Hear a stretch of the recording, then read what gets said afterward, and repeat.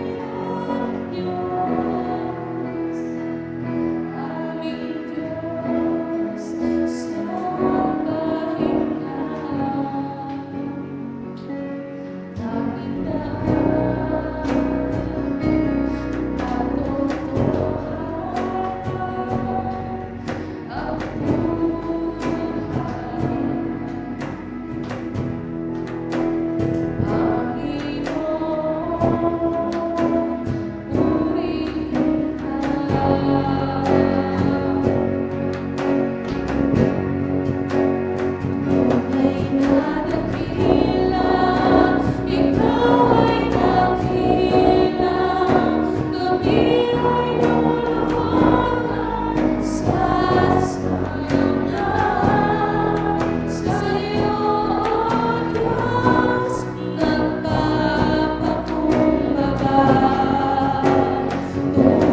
na dakila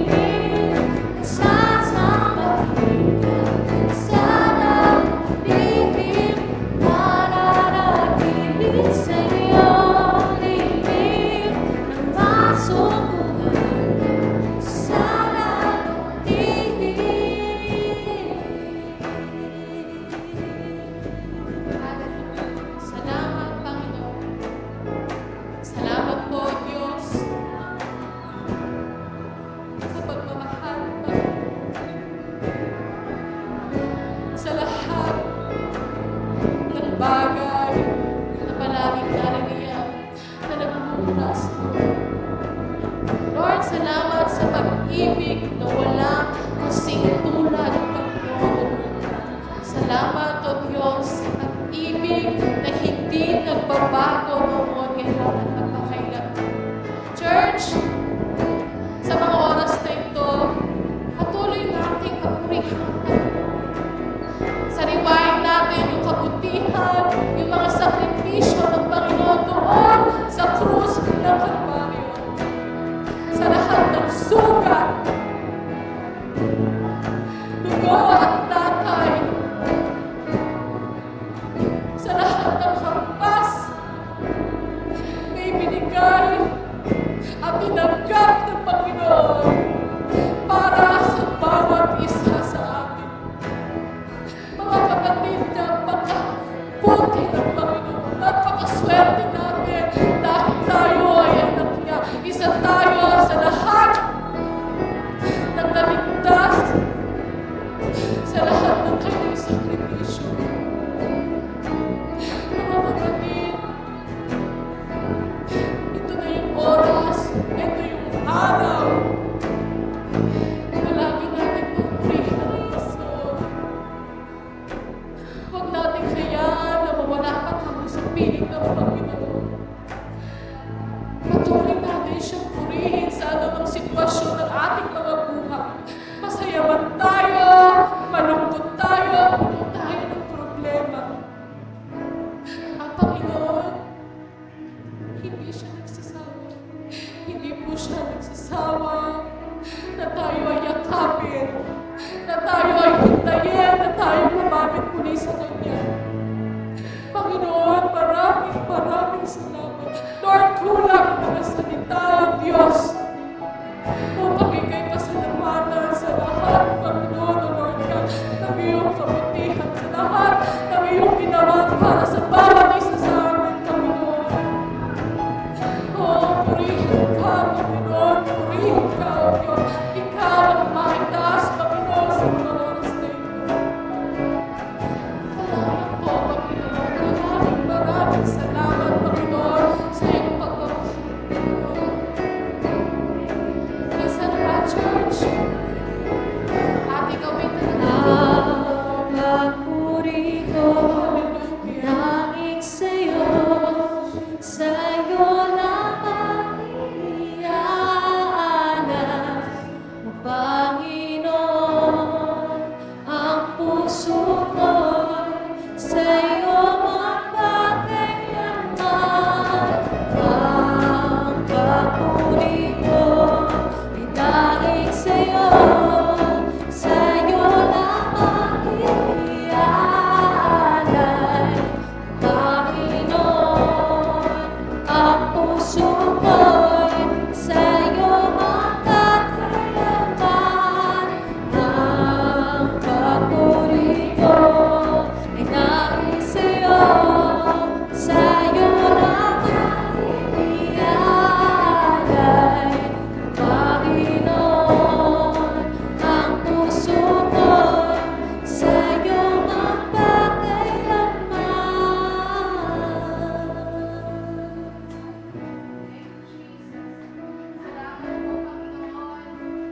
sa iyong pagmamahal, O Diyos, na hindi nagbabago, Panginoon. Lord, sa mga oras na ito, Panginoon, as we start our service, Panginoon, Lord, Ikaw ang pumagitna, Panginoon, na Lord God.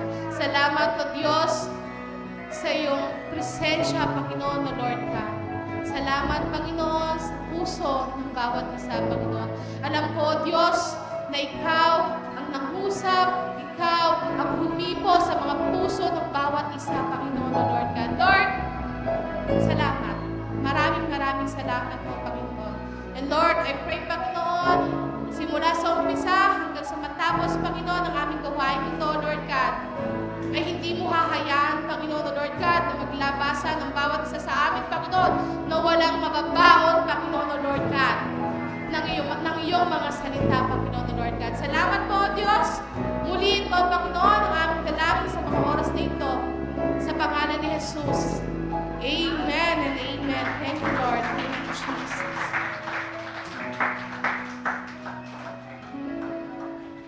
Manatiling lang tayo ang lahat para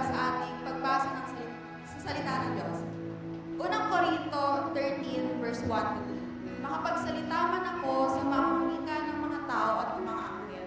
Kung wala naman akong pag-ibig, para lamang akong pampanang umaalingaw-ngaw o kopyang mahina. Kung ako man ay may kakayahang magsalita ng mensahe mula sa Diyos at umunawa sa lahat ng hiwaga, kung nasa akin man ang lahat ng kaalaman at lahat ng pananampalataya, ano pa't nakakapaglipat ako ng mga bundok, ngunit wala naman akong pag-ibig, wala akong kabuluhan. At kung ipamigay ko man ang lahat ng aking mga ari-arian at ialay ang aking katawan upang sunugin, ngunit wala naman akong pag-ibig, wala rin akong mapapala. Atin pong buksan ang ating isipan at puso sa ngayong araw sa mensahe ng Lord na ihahatid ni Pastor.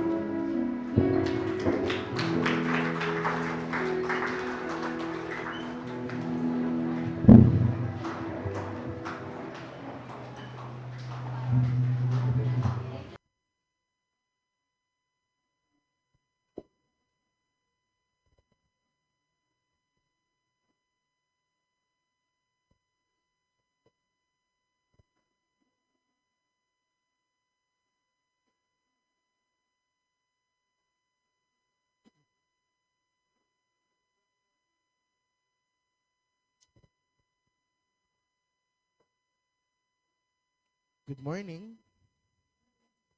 Pwede po bang lingunin niyo ang inyong katabi? Pakisabi po sa kanila, good morning. Pakisabi po ng may pag-ibig, good morning. Yan. Sige po, pwede niyo pong batiin yung nasa likod, nasa harap, nasa inyong mga gilid.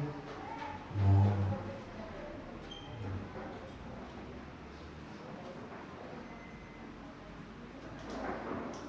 Again, isang magandang umaga po sa ating lahat. Lahat ba ay nakapag-date na? Patapos ng Feb. Pero wag po kayong mag-alala. Hindi lang naman po sa February pwede mag-date. No? Sa mga mag-asawa. Yan. Hindi lang po February pwede mag-date. Pwede rin po kayong mag-date ng March, ng April, ng May. Mas maganda nga. No? Kung lumalabas po kayo, kahit ano lang, kahit bibili lang ng kape na stick sa labas, okay na yun. Basta nakalabas ang mag-asawa. Merong panahon at oras para sa inyo pong dalawa. Ayan. Practice po namin yan. Kami po kasi madalas po kami sa bahay. Pero hindi nyo po malalaman kung nasa bahay kami o wala. Yung mga kapitbahay namin nagtataka kung may tao ba sa amin eh. Tahimik lang po kasi kami, pero nasa loob po kami ng bahay, nagtatrabaho. Kaya dahil sa bahay po kami nagtatrabaho, may mga pagkakataon na pag may pagkakataon na lumalabas kaming mag-asawa at nililibre ko siya ng kape. O kaya ako yung ililibre niya. Tapos wala, magkakwentuhan lang. Tatawa, magkukulitan, tapos uwi na. Bigyan niyo po ng panahon, mga mag-asawa, bigyan po natin ng panahon yan. Hindi lang po yan pang February. No? Huwag po sana na tuwing February lang tayo nagbibigay ng bulaklak o ng chocolate, kung yun man ang gusto ng inyong mga asawa. No? Kundi, gawin natin regular para maramdaman nila lalo yung ating pag-ibig. Ayan. Ngayong umaga po, ito po ay ang huling linggo ng buwan ng Pebrero at atin pong tinalakay ang ilang mga topic tungkol sa pag-ibig. Sabihin mo nga pag-ibig. Ayan. Ngayon naman, sa araw pong ito, pinamagatan po natin ang ating mensahe na kung wala naman akong pag-ibig. Yan. Parang kanta sa video, okay yung title, no? Parang isa sa mga titles na kinakanta ng mga tito at tita natin. Pero, kung wala naman akong pag-ibig, bakit ito yung ating title? Mga kapatid, marami pong iba't ibang gift, pagpapala, husay, galing, na ibinigay sa atin ng Diyos. Meron sa ating mahusay magsalita, mahusay magpaawit, mahusay tumugtog, May mga taong hindi sila talented, pero pag sila yung nagsasalita, punong-puno ng wisdom. Alam niyo po yun? Sila yung mga taong lalapitan natin kapag tayo ay may problema. Gift din po yan. May mga taong likas na giver o mapagbigay. Gift po yan. May mga tao din naman po na spiritually gifted.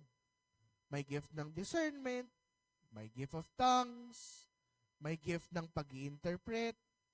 Maraming gift at talent at skills na ibinigay sa atin ng Panginoon. No, at lahat po yan ay kapaki-pakinabang para sa gawain niya at para na rin po sa atin. Pero alam niyo mga kapatid, kahit gaano tayo kahusay, kung wala naman tayong pag-ibig. Yan po ang ating pag-uusapan sa umagang ito. Kung wala naman akong pag-ibig, ano po kaya ang mangyayari sa mga bagay na ginagawa natin, sinasabi natin, pinagkakaabalahan natin? Si Apostol Pablo po ay nagwika sa unang Korinto chapter 13 verses 1 to 3. No? At merong tatlong bagay na gusto ni Pablo na makita natin o makita po natin, maintindihan po natin pagdating po sa usapin ng pag-ibig. Na sa tatlong bagay na ito, dapat nakikita yung pag-ibig. Sabi mo, pag-ibig. Kasi kapag hindi po nakita ang pag-ibig sa tatlong bagay na ito, ang lahat pong ito ay walang kabuluhan. Ang lahat ng ito ay walang kahulugan. Ang lahat ng ito ay walang kwenta. Lahat pong ito ay basura. Kasi walang pag-ibig. Ngayon po, bigyan ko lang po kayo ng konting konteksto, no? Ang 1 Corinthians at 2 Corinthians, alam niyo pa, ang mga taga-Korinto, makukulit po yan. Matitigas po ang mga ulo niyan. Mahilig sila sa division. Mahilig sila maghati-hati ng mga miyembro kasi mayroon silang iba't ibang mga paniniwala, mayroon silang iba't ibang mga tinatanggap at hindi tinatanggap. Ngayon, nahahati yung church. Kasi yung iba, sabi, mas importante yung ganitong gift. Sabi naman ito, mas importante yung ganito, hindi yan. Ngayon, sumulat si Pablo tungkol sa pag-ibig. Ang 1 Corinthians chapter 13 po ay nakapalaman sa mga problema ng simbahan ng Korinto. Tingnan niyo po nakapalaman. Ibig sabihin, mga problema ng church. 1 Corinthians chapter 13, usapin ng pag-ibig. Tapos, mga problema ulit ng simbahan. Para po talaga ang mensahe na to sa church. And nawa, this morning, atin pong matanggap ang mensahe ng Diyos para sa ating lahat. Amen po? Amen. Ngayon po, ayon kay Pablo, sa unang Korinto, mayroong tatlong importanteng makita ang pag-ibig. Saan ito? Magsimula po tayo. Importanteng makita ang pag-ibig, una, sa pananalita. Sabi mo, pananalita. Sabi ng verse 1, makapagsalita man ako sa mga wika ng mga tao at ng mga anghel, kung wala naman akong pag-ibig, para lamang akong kampanang umaalingaw-ngaw o pompyang na maingay. Mga kapatid, maaari pong mag-iba ang mensahe, depende sa pagkakasabi. Alam niyo po ba yon? Na importante ang tono at pamamaraan ng pagkakasabi ng ating mga sinasabi para matanggap ng ating kausap yung gusto po talaga nating sabihin. Kung sasabihin ko ang naiinis ako sa iyo sa paraan ng mga Ilonggo, baka hindi po maniwala sa akin ang kausap ko na naiinis ako. Ay, nainis ako sa iyo.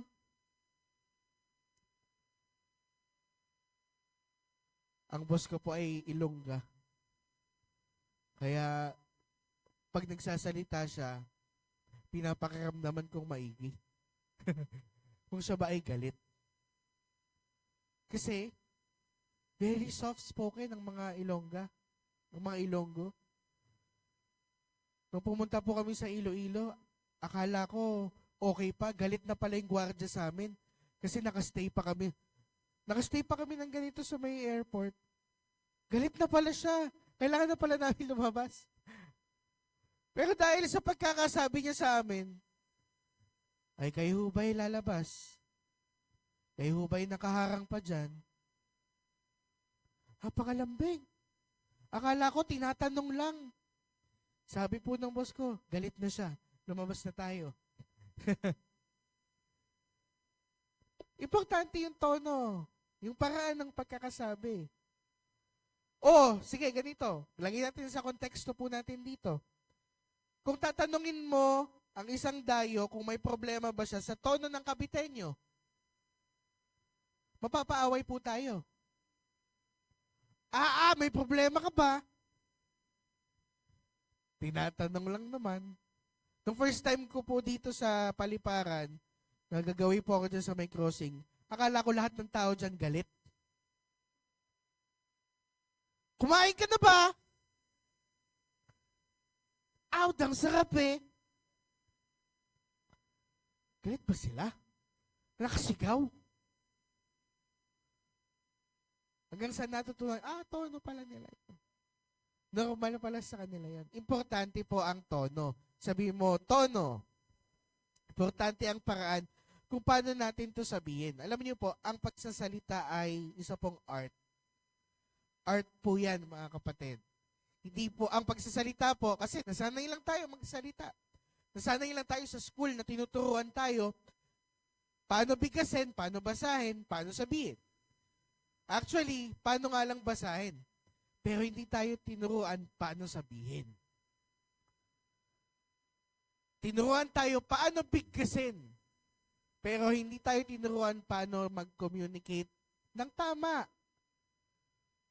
Kapag mahusay kang makipag-usap, mga kapatid, maraming opportunity ang magbubukas para sa iyo. Kasi magaling ka magsalita. Mahusay ka sa words. Alam mo yung tono na mahihikayat mo ang tao? Yung tono na off sa mga tao? Art po yan. Importante po ang pamamaraan natin ng pakikipag-communicate. Sa senior high school po, isa po sa mga subject na nakalagay sa core subject or ito yung mga kailangan nilang pag-aralan sa loob ng isang taon ay effective communication. Meron na ito sa Tagalog at English. Hindi sila tinuturuan kung paano magbigkas. Ang tinuturo po sa kanila ay paano mo ito sasabihin sa tamang paraan, sa tamang tono, at maipapahatid mo yung komunikasyon o yung gusto mong sabihin. Yung mensahe na gusto mong maabot niya. Yung mensahe na gusto mong maintindihan niya. Tinuturo po yun doon. Tinuturo po dito paano mag-communicate properly and effectively. Kasi tayong mga Pinoy, minsan, basta-basta tayo magsalita. Hindi tayo nakakapag-isip. Kahit sa social media, basta-basta tayo nagko-comment. Meron po ba dito mahilig mag-comment sa Facebook? Basta-basta tayo. Hindi na natin. Meron niya, hindi na pinanood yung buong video. Galit na galit. Prank lang naman pala. Namura na yung buong pagkatao. Bibiro lang naman pala. Mabilis tayo dyan. Mabilis tayong magsalita kaysa makinig. Sabi mo sa katabi mo, dapat mas mabilis kang makinig kaysa magsalita. Hindi tayo nag-iisip. Kaya mga kapatid, maraming tao na sinisharean natin, pakinggan niyo po ito, inaakay natin sa Panginoon, ang ayaw sumama sa atin. Ayaw makinig sa atin. Kasi para tayong kampanang umaalingaw-ngaw, nagsasalita tayo ng walang pag-ibig. Alam mo lang yung misyon naabutin sila. Pero yung mahalin sila hindi kasama, mali po. Kasama sa iniutos ng Diyos na gumawa ng disipulo, ang mahalin sila kahit hindi sila kamahal-mahal. Kasi mga kapatid, kung babalikan po natin, tayo rin naman. Hindi rin naman po tayo kamahal-mahal. Pero may mga taong nagtiyaga at nagmahal sa atin dahil mahal nila ang Panginoon, kaya tayo ngayon nakaupo dito. Hindi po tayo maintindihan ng mga sinesira natin. Bakit? Ulitin ko po, again, kasi walang pag-ibig. Puro knowledge, puro kaalaman. Minsan, puro pa tayo kayabangan. Yung akala nating wisdom ang lumalabas sa ating bibig, ugong lang pala, ingay lang pala. Ang ganda sana. Kaso dahil walang pag-ibig, hindi siya nakakarating as wisdom. Nakakarating siya as ingay. Kaya hindi nila matanggap ang mensahe ng Diyos para sa kanila. Kasi nga, walang pag-ibig.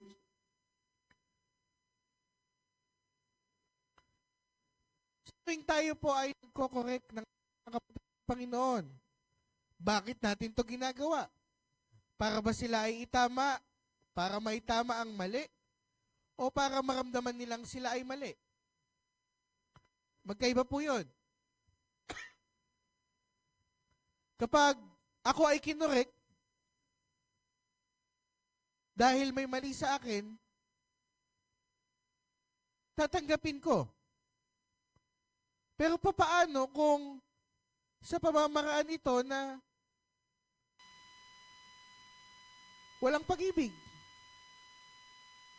Ingay yun.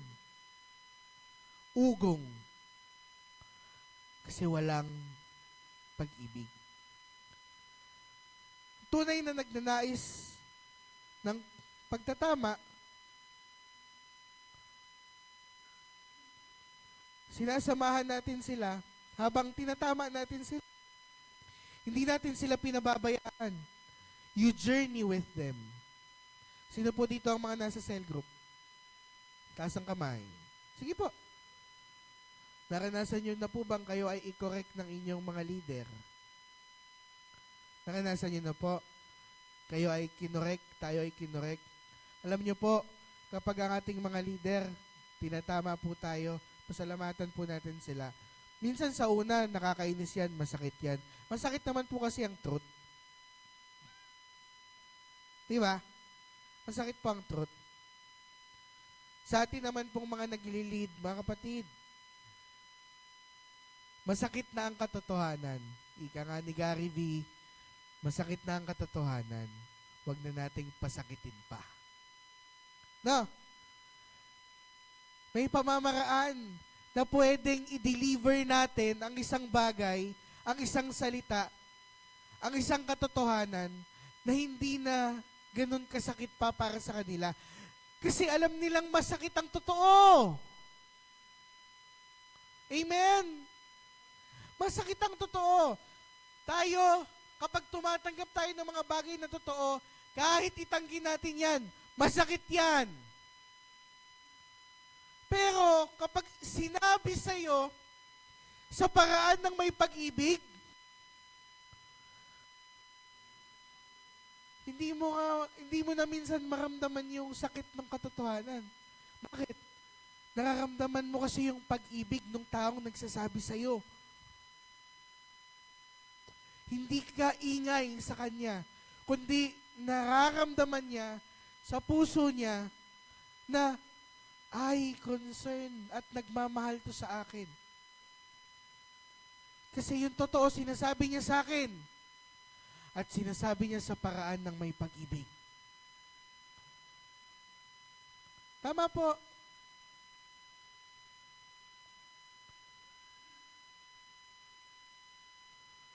Sabi nga ni Pablo, nag-iingay lang tayo. kung wala tayong pag-ibig. Bakit? Thank you po. Ayun, pag-ibig yan. Salamat po. Bakit tayo nag-iingay lamang? Kasi walang substance yung ating sinasabi. Nagbibigay ng substance sa isang salita ay pag-ibig. Yung damdamin. So kapag walang o may ibang damdamin, yung mga bagay na sinasabi natin, nag-iiba yung substance, iba yung dating. Pero kapag tayo ay puno po ng pag-ibig, mga kapatid, ang koreksyon ay nagiging pagpapala.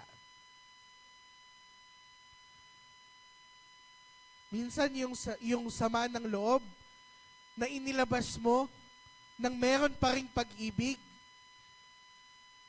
nag-aayos ng mga puso. Bakit? Kasi kahit galit ka, masama ang loob mo, sinabi mo pa rin ng may pag-ibig. Kaya, yung kasamaan mo ng loob, naayos yung relasyon nyo. Bakit? Kasi nga may pag-ibig. Pero tanggalin mo ang pag-ibig. Kahit gaano katotoo at gaano katama yan, wala yang aayusin. Lahat sisirain yan. Naintindihan po natin? Again, ang koreksyon, nagiging pagpapala na. Kasi totoong nagkikare tayo sa mga tao at ayaw nating mapahamak sila. Kaya sinasabi natin ang mga bagay na totoo sa pamamaraan ng may pag-ibig. Kapatid, kahit nagtatangs ka pa, kahit sinasabi mo pa ang wika ng mga anghel, kahit pa punong-puno ng wisdom yung mga sinasabi natin, kung hindi ito ginagawa sa pamamaraan ng pag-ibig, nag-iingay lang tayo. Importante ang elemento ng pag-ibig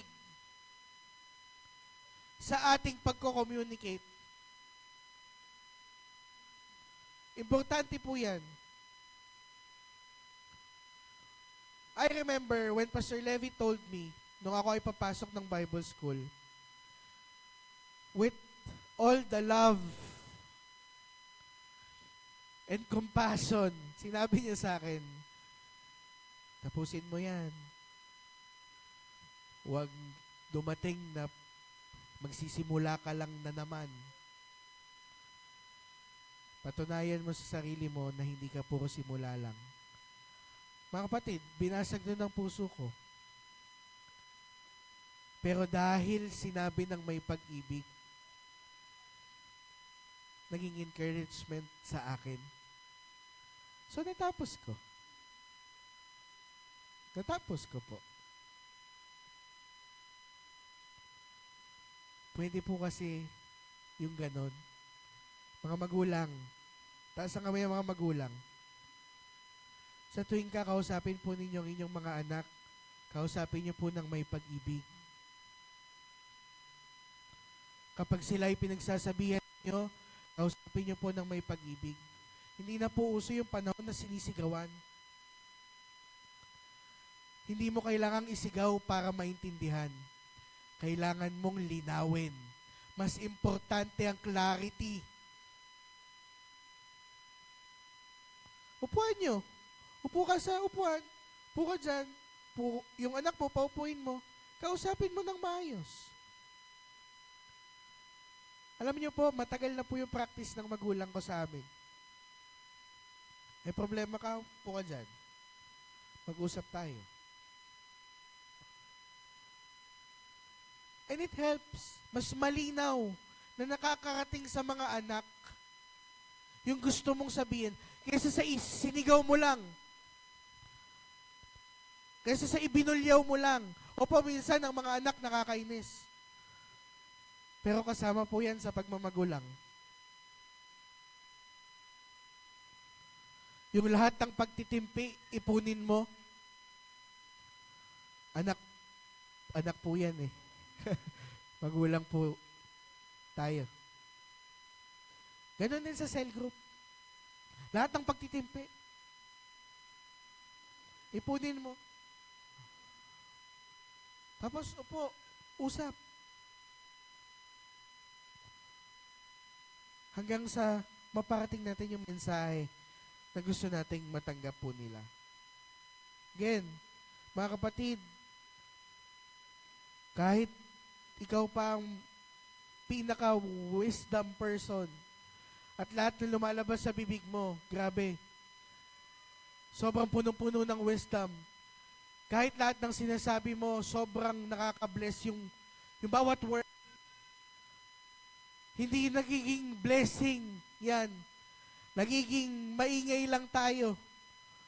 Para tayong video okay na sintonado sa madaling araw. Nakarinig na po ba kayo ng video okay sa madaling araw? Nasintonado? Pag maganda yung tono, medyo okay lang eh. Pero yung sumasabit, parang gusto mong mag-brown out eh.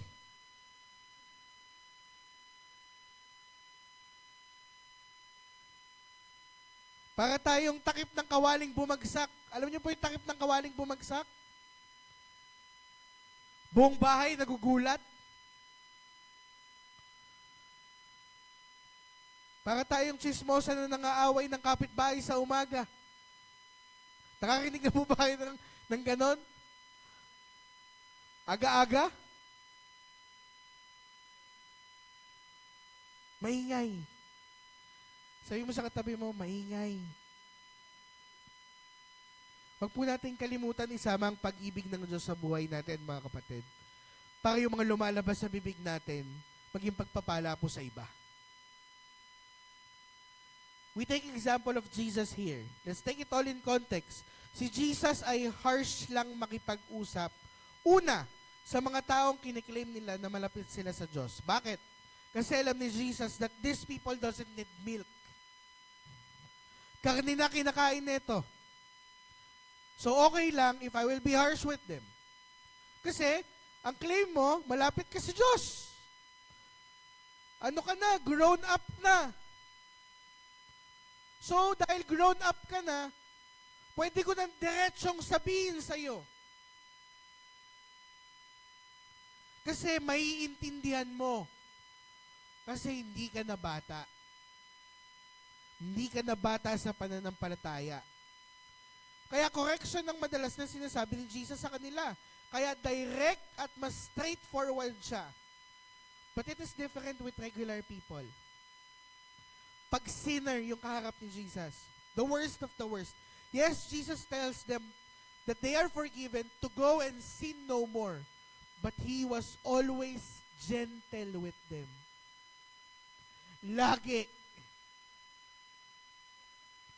Laging gentle si Jesus. Pagdating sa mga taong pumapalya. When Peter failed Jesus, nung kumakain sila, tinatanong siya ni Jesus, iniibig mo ba ako, Peter? Sinasabi yun ni Jesus sa pinaka-gentle na paraan. Kasi alam niya na alam ni Pedro yung ginawa niya. Mga kapatid, alam po ng mga tao kung ano yung kasalanan at pagkakamali nila. Alam nila yan. Tayo man, alam natin. Tama po? Tama po ba? Alam natin ang pinakamadilim na kasalanan na ating mga nagawa. Tama po? Alam din nila yon. Hindi po natin yun kailangang idukdok sa kanila. Bagkus sabihin natin ang pag-ibig ng Diyos sa kanila with all gentleness. Masakit na ang totoo. Huwag mo nang pasakitin pa.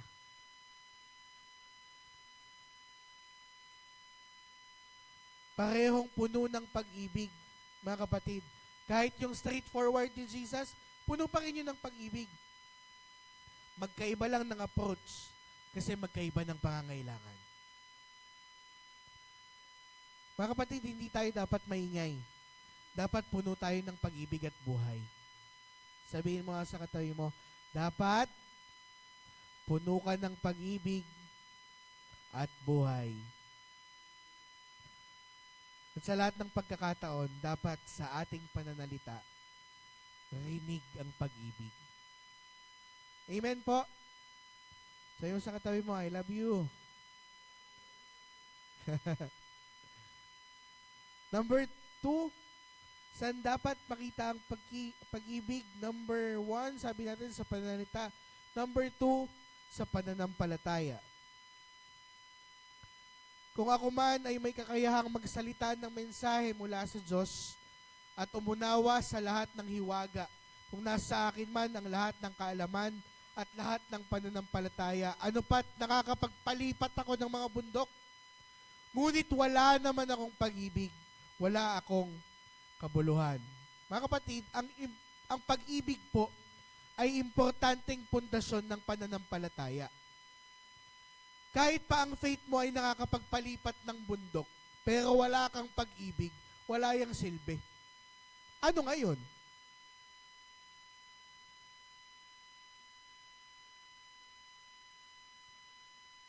Ano ngayon kung napapalipat mo yung bundok? Ang sama naman ng loob ng mga tao sa iyo kasi ang sama ng ugali natin. Sayang! Ang galing mo, nalipat yung bundok. Eh ano ngayon? Naintindihan po ba natin? Ang taas ng level ng pananampalataya mo. Nakakalakad ka pa sa tubig.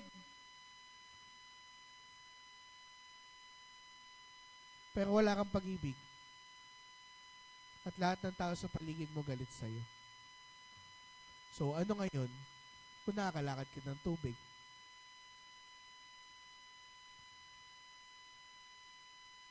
Ano ngayon kung nakakapagpatigil ka ng malakas na alon?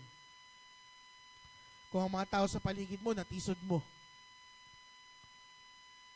Ano ngayon kung ikaw ay may pinakamatinding wisdom pero wala kang pag-ibig?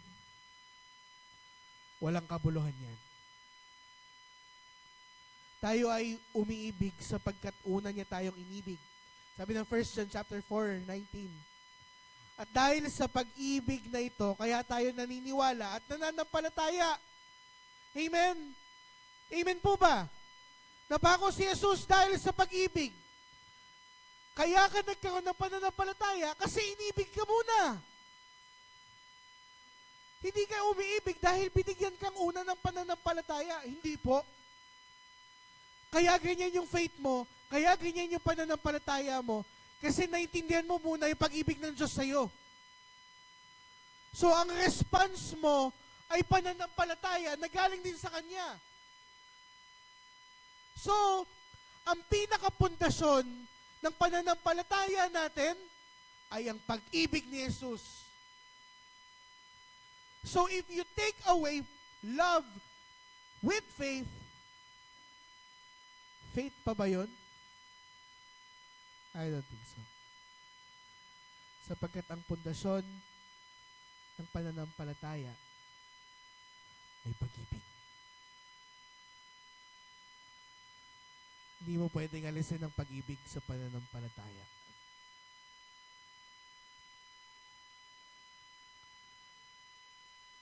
Mga kapatid, yung sobrang tindi ng pag-ibig sa atin ng Diyos, yun po ang naglagay ng pananampalataya sa ating mga puso. Kaya nga hindi ka pwedeng manampalataya na hindi mo nararanasan ng pag-ibig ng Diyos. Ang hirap. Nahihirapan tayong maniwala until na-experience natin ang pag-ibig ng Diyos.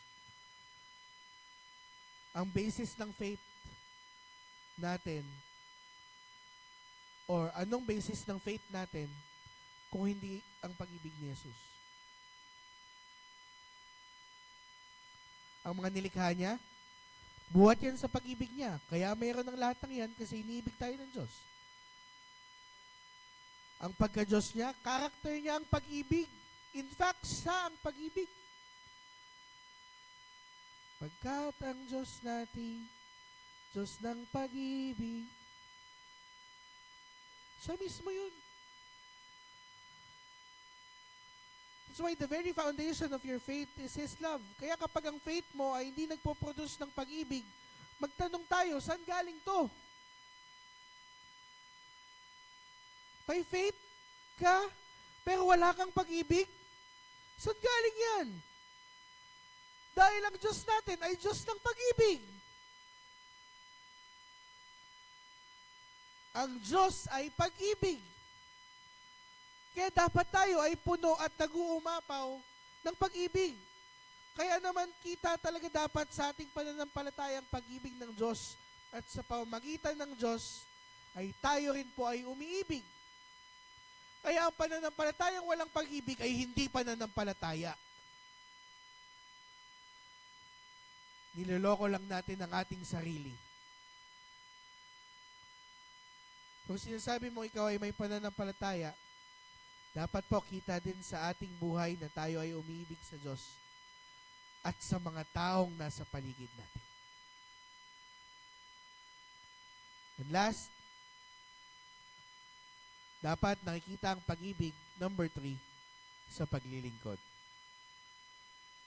At kung ipamigay ko man ang lahat ng aking mga ari-arian at ialay ang aking katawan upang sunugin, ngunit wala naman akong pag-ibig, wala rin akong mapapala. Ang paglilingkod, mga kapatid, na hindi pag-ibig ang dahilan, hindi magbubunga. Hindi yan magbubunga. Ang pag-ibig ay may action. At yun ay paglilingkod. Sabihin mo, paglilingkod. Ang paglilingkod na walang pag-ibig ay hindi mo masasabing paglilingkod. At ang pag-ibig na walang paglilingkod ay hindi rin naman pag-ibig.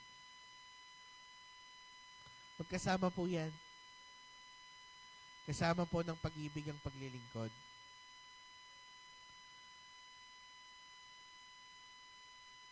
Hindi na po, kinikilig pa rin naman ako. Pero, alam niyo po kung anong mas nagpapakilig sa akin sa buhay naming mag-asawa ngayon? Kapag tinitimplahan niya ako ng kape. Lagi po yan. Pag sinabi ko po na may kape tayo, magtitimpla yan ng kape. Tanong niya, iced or cold? Ne. Ang tanong niya, mainit, malamig?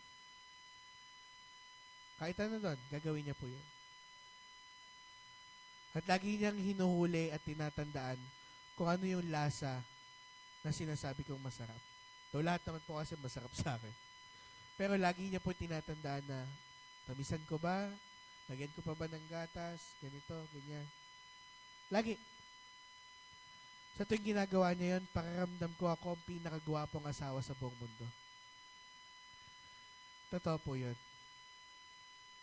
Doon ko nararamdaman na mahal ako ng asawa ko. Kahit po meron kaming hindi pagkakaintindihan sa isang araw, pag nag-ask po ako ng kape, nagtitimpla po yan. Medyo mas mapait nga lang ng konti. Pero masarap pa din. Titimpla po siya. Hindi po yan humihindi ng timpla sa akin. Lagi niya po yung ginagawa para sa akin. Liit na gesture lang, no? Pero pag may pag-ibig kasi, kasama yung paglilingkod, pag may pag-ibig, iba yung tama sa'yo. Ibang-iba. Hindi ako magtataka kung bukas ang mga asawang lalaki ay may kape. Di po, pwede niyo po yung sabihin sa asawa po ninyo kung ano yung mga bagay na nagpapasaya sa'yo. Opo. Kahit matanda na tayo. Kahit wala po yung pinipiling edad. Sabihin niyo po kung ano yung nagpapasaya sa inyo. Ano yung mga bagay na nagpaparamdam sa iyong ikaw ay iniibig. Hindi po yan kasi hulaan. Hulaan ko ha. Timplahan kaya ka ng kape kaya. Timplahan ko kaya to ng juice. Wag po kayong maghulaan. Mag-usap po kayo. Mag-usap po kayo. You see, mga kapatid, ang paglilingkod, pag sinamaan mo ng pag-ibig, napakasarap. Para dun sa end ng tumatanggap ng paglilingkod. Paano pa sa Diyos? Pag yung ating paglilingkod, puno-puno ng pag-ibig. Kahit paminsan, papiyok-piyok yung boses natin. Pero yung pag-awit natin sa Panginoon, dahil punong-puno yan ng pag-ibig, gustong-gusto yan ng Diyos. Gusto-gusto niya yan. Bakit? Kasi punong-puno ng pag-ibig. Pag naglilinis ka ng bahay, ng church, dahil punong-puno ng pag-ibig, gustong-gusto ng Diyos yan. Kasi puno ng pag-ibig.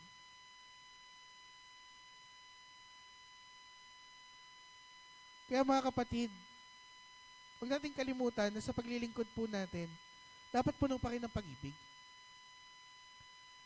Kasama po yan ng paglilingkod. Mapa-church man yan, para sa Panginoon man yan, o sa ibang tao man yan, ang paglilingkod ay dapat na may pag-ibig. Ang paglilingkod na walang pag-ibig ay mabilis mapagod. Mabilis yan magsawa.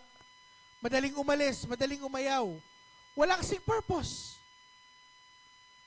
Walang driving force. Kasi walang pag-ibig. Ang pag-ibig po ang nagiging gasolina o fuel ng ating paglilingkod. Kaya pansinin nyo, kahit pagod ka the whole week, sa trabaho mo, sa mga ginagawa mo, tapos magsaserve ka sa church, sa mga tao, sa Panginoon, pag Sunday, hindi siya yung pagod na, pagod talaga ako. Hindi. Hindi ganun eh. Hindi ganun yung pagod. Hindi siya yung pagod na ubos ang enerhiya mo. Ito yung tinatawag na happy pagod. Alam niyo po yung happy pagod? Pagod ka physically, emotionally, mentally, kahit ano, lahat ng maili. Pero fulfilled ka.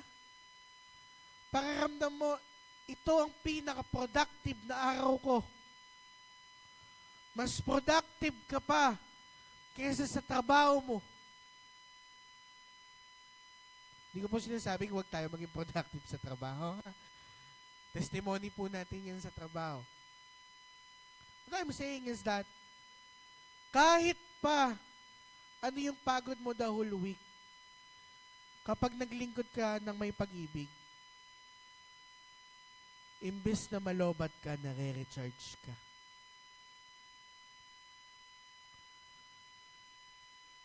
Pagod ka physically, mentally, emotionally, pero dahil may pag-ibig ang paglilingkod, napupuno tayo. Mas lalo tayong ginaganahang maglingkod sa Panginoon.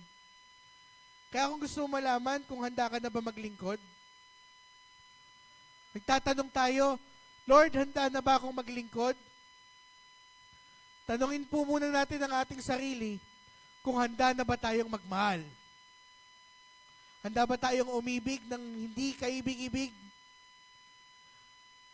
Na mga kapatid natin sa Panginoon na kapwa natin, pag gewang-gewang, pumapalya, sumasabit. Kung oo ang sagot mo, handa ka ng maglingkod. Kasi, una, handa ka ng umibig.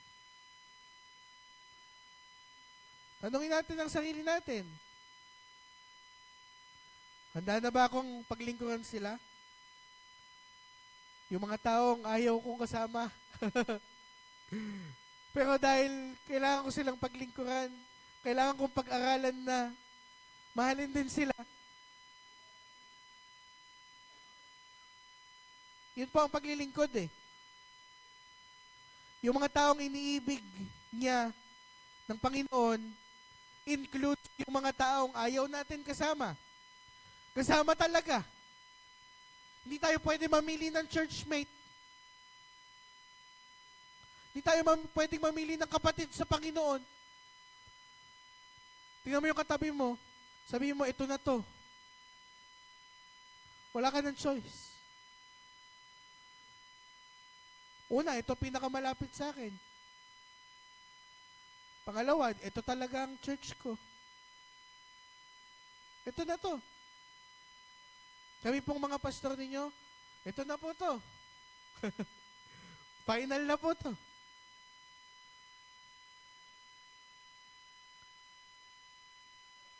Yung mga taong iniinisan natin, kasama po. Kaya ulitin mo ulit yung tanong sa sarili mo, handa na ba akong paglingkuran sila? Kasi kung hindi, uubusin ka ng paglilingkod. Uubusin ka ng paglilingkod. Kasi ang tendency ng service natin, walang pag-ibig. Regardless kung ibigay mo ang buong buhay mo at ang lahat sa iyo, kahit enough pa ang effort mo, laging pakiramdam mo kulang. Laging pakiramdam mo walang kwenta. Hindi ka nagkakamali. Wala talaga siyang kwenta kasi walang pag-ibig. You take away love in the equation of service, uubusin ka niyan.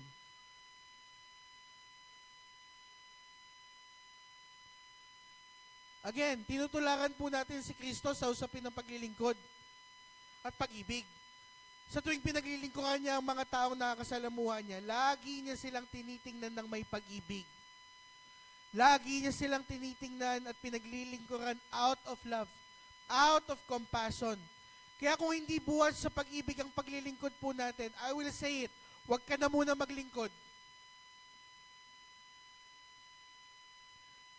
I'll say it. Huwag na muna. Bakit? Kasi baka hindi lang pag-ibig ang mawala sa'yo. Pati pananampalataya mo. Huwag muna.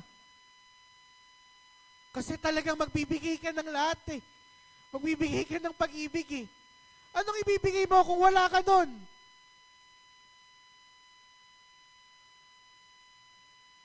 Kaya dapat po tayo ay mag-umapaw. Sabi mo, umapaw. Dapat apaw tayo sa pag-ibig ng Diyos.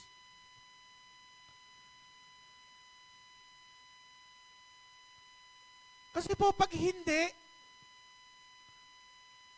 iiwan po natin ang paglilingkod. Ano mangyayari dun sa pinaglilingkuran? Wala. May iwan.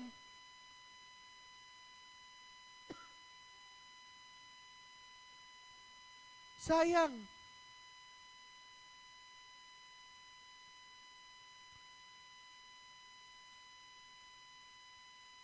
Sino po ang naglilingkod na sa Panginoon ngayon? Usher, naglilinis, dancer, worship. Taas po kamay, children. Lilingkod tayo sa Panginoon. Salamat po sa buhay nyo. Salamat po sa commitment ninyo. Salamat po sa desisyon ninyo na paglingkuran ng Panginoon. Pero mga kapatid, yung decision natin na tayo ay mag-commit sa Panginoon, sana puno ng pag-ibig po, no? At kung nauubusan tayo ng pag-ibig, magpa-refill po tayo. Kasi maraming tao nauubusan ng pag-ibig, basta-basta na lang nawawala sa paglilingkod. Iniiwan ng church, iniiwan ng ministry. Na para bang disposable ang Panginoon. Sana wag po. Wag po. Wag po natin iwan yung paglilingkod. Dumadami po yung ating pinaglilingkuran. Ng mga tao na anak ng Diyos.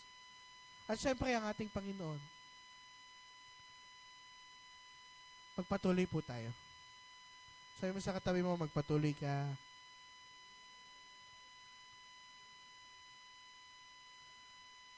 Again, kung gusto mo maglingkod, pero hindi buhat sa pag-ibig ang paglilingkod, wag muna. Hanapin muna natin ulit yung pag-ibig ni Jesus. Hayaan mong mag-flow ito sa buhay mo. Para next time around na maglilingkod po tayo dahil na sa pag-ibig. Dahil na sa pag-ibig ng Diyos at dahil umiibig po tayo. This is where I will end. Mga kapatid, again, pag-ibig po ang pundasyon ng lahat ng bagay. Kung sa sarili nating pag-ibig, papalya po tayo, that's for sure. Pero ibang usapan po kapag ang pundasyon natin ng pag-ibig ay ang pag-ibig ni Jesus.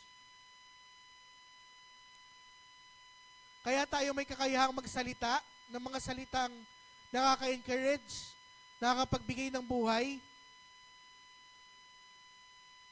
ay dahil sa ibig ng Diyos na, o sa pag-ibig po ng Diyos na naranasan natin. Kaya ganyan yung lumalabas sa bibig mo. Kasi puno ko ng pag-ibig ng Diyos. Di mo sasabihin yan kung wala kang pag-ibig. Kaya tayo may pananampalataya ay dahil una nating naranasang ibigin ng Panginoon. At ang pag-ibig na ito ang nagdulot ng pananampalataya sa atin. Kaya tayo naniniwala ay dahil una tayong inibig. Kung walang pag-ibig ang Diyos, mananampalataya ba tayo? I don't think so. It is His love that compels us to love Him and to love one another. Kaya tayo nililingkod ay dahil sa tayo po ay umiibig. Kapag ang Panginoon walang pag-ibig, madali ka sa akin, iwan ka, iwan ang ministry, iwan ang church, iwan ka. Madali ka sa akin, uminto, pagkapapagod, kasi wala tayong pag-ibig. You see? Napaka-importante ng pag-ibig. Napaka-importante. Napaka-importante po ng pag-ibig sa maraming bagay sa ating buhay na nananampalataya. Kaya dapat ang panalangin natin, Lord, punuin mo ako ng pag-ibig. Lord, pagkakawin mo ako ng pag-ibig.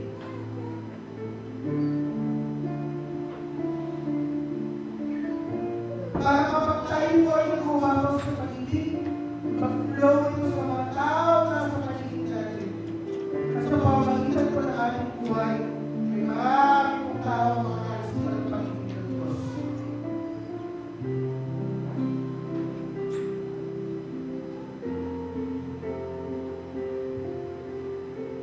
Ating natin na lang ito, wala naman tayong pag-ibig. Pwede ko bang kumain tayo lahat? So,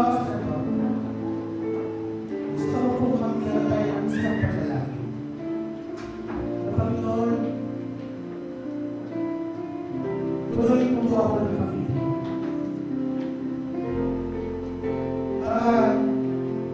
Patuloy kita ang bigit. At patuloy kita ibigit yung mga kapalit ko sa Panginoon. At ibigit ko din yung mga wala ko sa Panginoon. Ito po yung panalangin natin sa Panginoon. Tuloy mo ako ng pag-ibig.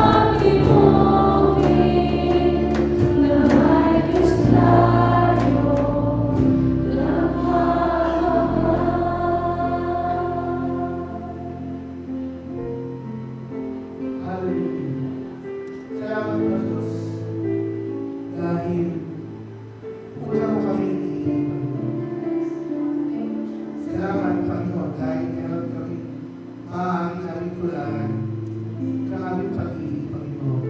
Pag-ibig sa iyo, pag-ibig sa mga kapatid namin sa Panginoon, at pag-ibig din, Panginoon, sa mga tao na layo pa sa iyo.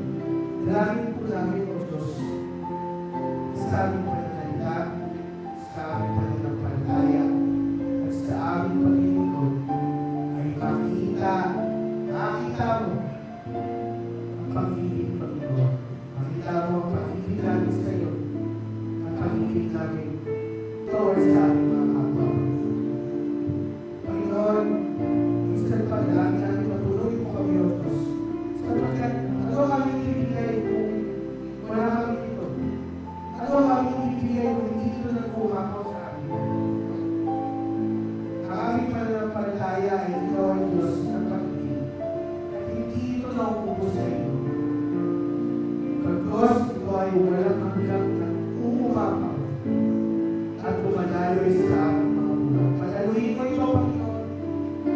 Kasi ngayon, ayan sa aming pagsisalita, sa aming pananampalataya, sa aming paglilingkod, sa iyuhan o sa aming kapwa, Panginoon.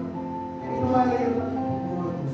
Sa aming mga sarili, hindi po enough ang pag-ibig namin kaya ng Diyos. Kaya kailangan na namin, O Diyos. Kailangan namin ang pag-ibig na nagmumula sa iyo. Sa ngayon, sa tuwing kami ay magbibigay nito, hindi kami mauubusan, kundi mas marami pa magbibigay namin ito, O Diyos. Salamat po, Panginoon. Sa kabila ng hindi kami kaapat-dapat ng Diyos, ay hinaya at tumalas sa amin ng iyong pag-ibig. Salamat po, Panginoon, dahil kayo man ay pinupulong mo ito.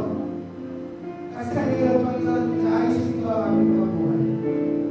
Salamat po, Panginoon. Salamat po, Diyos. Patawagin mo kami, Panginoon, kung may pagkakataon na hindi namin ito binigay, kung may pagkakataon na hindi namin ito ibigay sa iyo, at sinubukan namin sa aming mga sariling pamamahaan. Tulungan po kami, Panginoon, at kaya mo na mag-improve kami sa bagay ng ito, Diyos. Bilang individual at bilang sa church. Aming Diyos, ikaw po ay sinasabat at sinasalamatan sa iyong dakilang pag-ibig na walang hanggan. Sa iyong pag-ibig na hindi natatapos. Sa iyong pag-ibig na hindi babago. Purihin ka, O Diyos. Kaya ipuwalan ka sa mga sa pagpapala ng ating Diyos. Kaya po ang pagpapala ng Ama na nilikha ang lahat ng bagay at unang umilig sa atin. Pagpalain ka ng lahat ng kanyang likha at ng pag-ibig. Pagpalain ka ng kanyang anak si Jesus. Dahil sa pag-ibig ay namatay kapako sa krus at muli na buhay para sa ipapapatawad ng ating mga kasalanan. Pagpalain tayo at itisig ng kanyang tulong at pagmulay natin sa Panginoon ng pangalan. Pagpalain ka ng banal na Espiritu. Pagpalain niya ang bawat aawaan ng iyong mga kamay, ang bawat salitang lalabas sa iyong bibig, ang bawat lugar ng katapangan ng iyong paa. Maging pagpapala tayo sa iyon sa pamamagitan ng ating buhay sa kanyang kapangyarihan ng pag-ibig. Kaya magamit tayo sa ikailigtas ng iba pa. Sa kanyang na magdalawa ng higit sa kaya natin isipin ng gawin.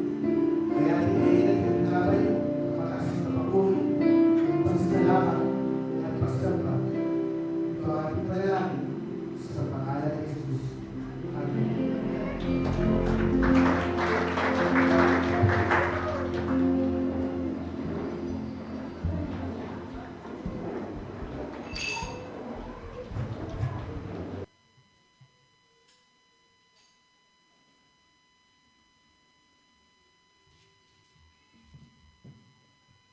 Ayan. Ngayon pong punong-puno na tayo ng pag-ibig. Pag-usapan naman natin ang tungkol sa tithes and offering. Ayan. So, minsan iniisip natin na kapag nagtitithes tayo, nagbibigay tayo sa Diyos ng 10% ng sweldo natin. Pero, According sa Bible, sabi sa Leviticus 27 to 30, the tithe belongs to the Lord. Kapag may time pa kayo, pwede niyong basahin yung verse na yan, entire verse. Ibig sabihin, hindi to sa atin. Yung tithes na yun, hindi sa atin. Kay Lord talaga yon. Lahat ng meron tayo ay galing sa Diyos. Trabaho, lakas, skills, opportunity, even the ability to earn. Ayan. Speaking of earnings, sino po dito ang may 1,000 pesos na cash sa kanilang hawak ngayon? Wala, kasi mga cashless na, ayan, dami na ba? Mga cashless na mostly ng mga tao. Sino naman ang may sasakyan? Nahawak nilang susi ng kanilang sasakyan. Wow! Ayan. Lahat po yan galing kay Lord.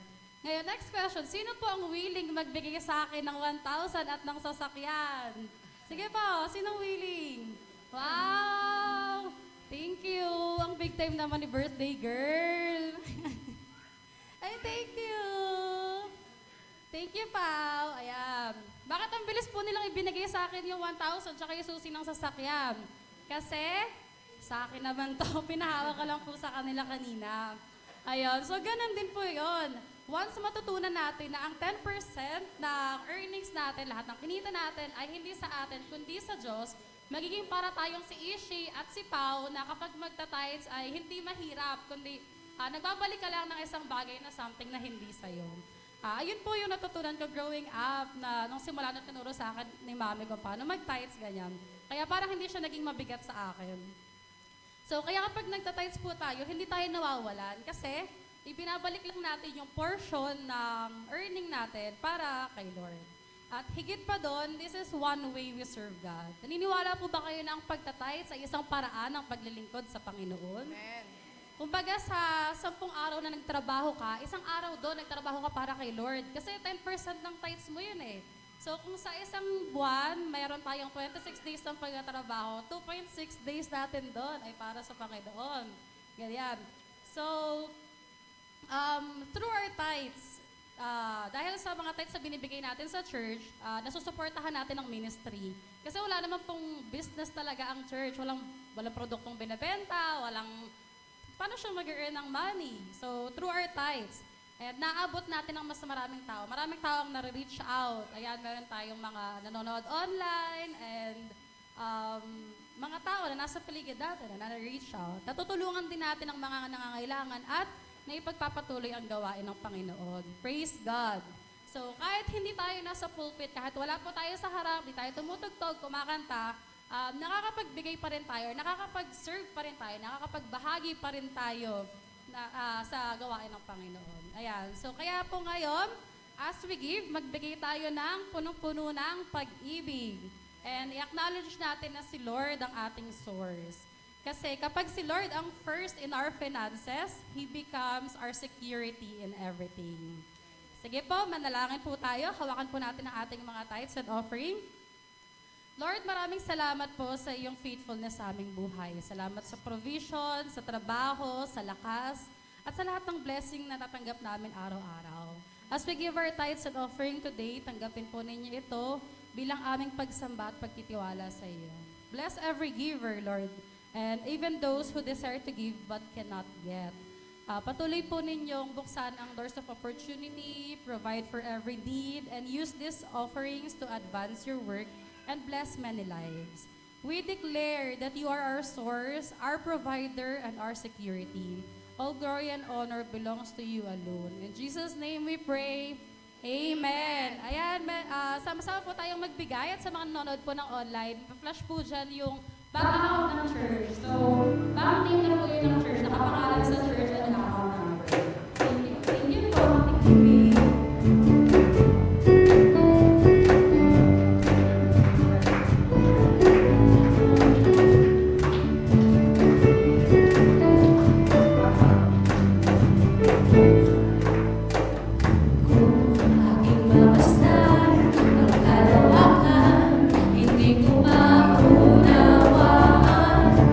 Ang iyong dahilan kung bakit